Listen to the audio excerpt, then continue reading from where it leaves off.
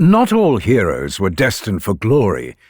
Some rose high only to fall further, their pride becoming the instrument of their own destruction. Such was the fate of Bellerophon, a man who would learn that the gifts of the gods could be taken away as easily as they were given. Bellerophon was the grandson of Sisyphus, the king who had cheated death twice and now spent eternity in Tartarus, pushing a boulder up a hill. Perhaps arrogance ran in the blood, as Bellerophon inherited his grandfather's fatal flaw, the belief that cleverness and courage could elevate a mortal to the level of the gods. He was a prince of Corinth, strong and skilled in combat, but his life took a dark turn when he accidentally killed a man during a hunt. Fleeing his homeland, he sought refuge with King Iobates of Lycia. The king received him with courtesy, as guest friendship demanded, but privately, Iobates had received a letter suggesting that Bellerophon was dangerous and should be disposed of. The king, however, could not kill a guest directly, as that would violate sacred law, but he could send Bellerophon on a quest so dangerous that death would be almost certain. There was a monster terrorizing the countryside, a creature so terrible that no warrior had ever returned from facing it. The Chimera was a nightmare made flesh. The unnatural merger of three creatures, it had two heads, one of a lion and one of a goat, with a venomous serpent for a tail.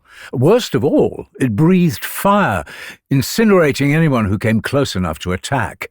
It had been ravaging the Lycian countryside for months, burning fields and devouring livestock, with the kingdom having reached its breaking point.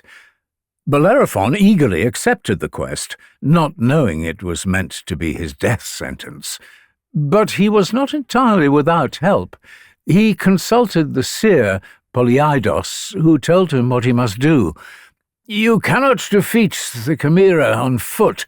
You need to attack from above. Go to Athena's temple tonight and sleep there. She may grant you what you need." That night, as Bellerophon slept in the temple, Athena appeared to him in a dream. "You seek to kill the Chimera," Athena said bluntly. "I do, my lady," Bellerophon replied, "but I do not know how." Athena held out a golden bridle, the headgear used to control a horse, intricately wrought with a skill that could only have been divine in origin. "The winged horse Pegasus drinks from a spring on Mount Helicon. He is wild and proud, and though Perseus once rode him, the horse has never been bound to any mortal. But this bridle will allow you to claim him as your own." When Bellerophon woke, the bridle lay beside him. He travelled to Mount Helicon, found the spring exactly as Athena had described, and there, drinking from the crystal-clear water, was Pegasus. The horse was magnificent, his coat pure white, brighter than fresh snow. When he saw Bellerophon approaching, Pegasus reared back, ready to take flight, but Bellerophon moved carefully, speaking softly, holding the golden bridle where the horse could see it. There was something about the bridle, some divine enchantment woven into it by Athena, that put Pegasus at ease. He lowered his head and allowed Bellerophon to slip the bridle over his ears. The moment it was in place, the bond was formed. Bellerophon climbed onto his back, and together they took to the sky. Soaring over mountains and valleys, with Bellerophon experiencing a rush unlike anything he had felt before, it was not long before they arrived at the Chimera's lair. The monster had made its home in a cave on a rocky mountainside. The ground was scorched black for miles around, littered with the charred bones of men and cattle. As Bellerophon and Pegasus descended, the Chimera emerged, all three heads turning up at once. It was even more terrible up close. The lion's head roared, flames licking from its jaws, while the goat shrieked and the serpent spat venom through the air. The creature was massive, easily the size of 4 horses, and its eyes burned with a hunger that promised no mercy.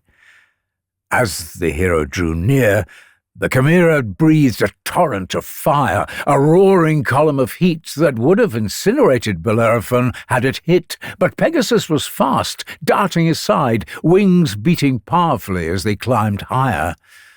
Bellerophon drew his bow and loosed arrow after arrow, striking the Chimera's flanks, but the creature's hide was thick, the arrows causing frustration more than damage. He needed a different approach.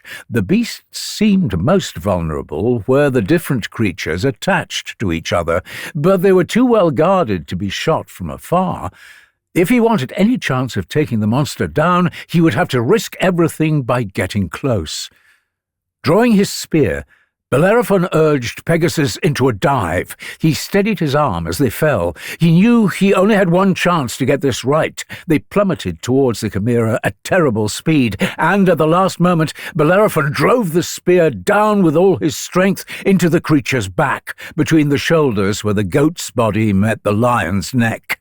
The Chimera shrieked, a sound like metal tearing. It thrashed and bucked, trying to throw off the spear, but Bellerophon held on, driving it deeper. Finally, with one last shuddering breath, the monster collapsed, its flames guttering out, its serpent tail going limp. Bellerophon landed beside the corpse, breathing hard, covered in sweat and ash. He had achieved the impossible. He had killed the Chimera. When he returned to King Iobates, the king could scarcely believe it. He sent the hero on more impossible quests, but Bellerophon succeeded in every task, always with Pegasus at his side. His fame spread across Greece. People spoke of him in the same breath as Cadmus and Perseus. They called him God-blessed, a man singled out by the immortals for greatness. And soon enough, Bellerophon began to believe them.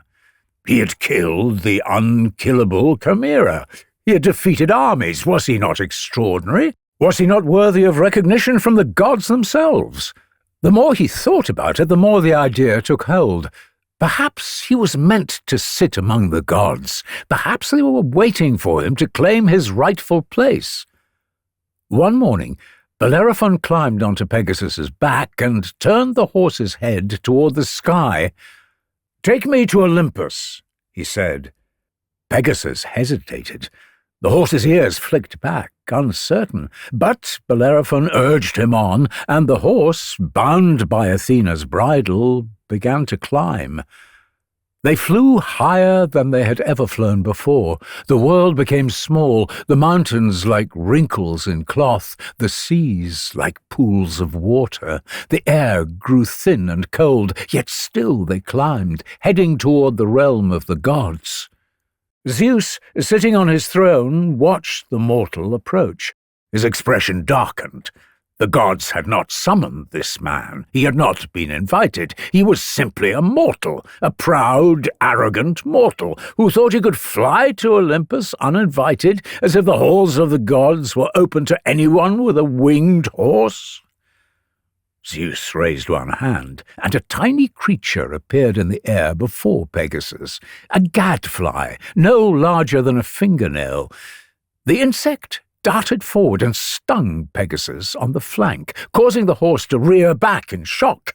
The gadfly stung again, and Pegasus flailed in confusion, his wings folding, his body twisting. Bellerophon, caught completely by surprise, lost his grip and fell.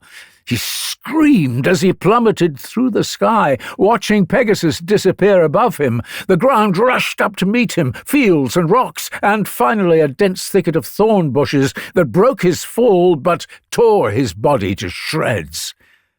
Bellerophon did not die. Perhaps that would have been kinder.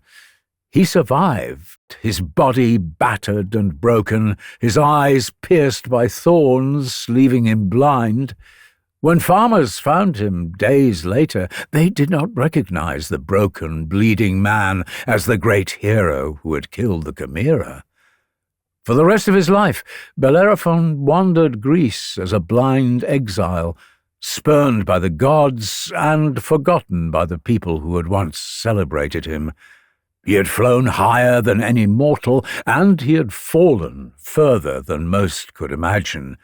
The price for comparing oneself to the gods. Pegasus, meanwhile, completed the journey to Olympus.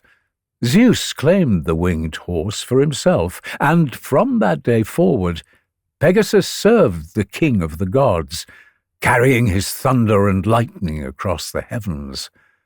The horse that had once belonged to no one now belonged to Olympus, and there he would remain for all time, a reminder that even the most wondrous gifts were never truly ours to keep.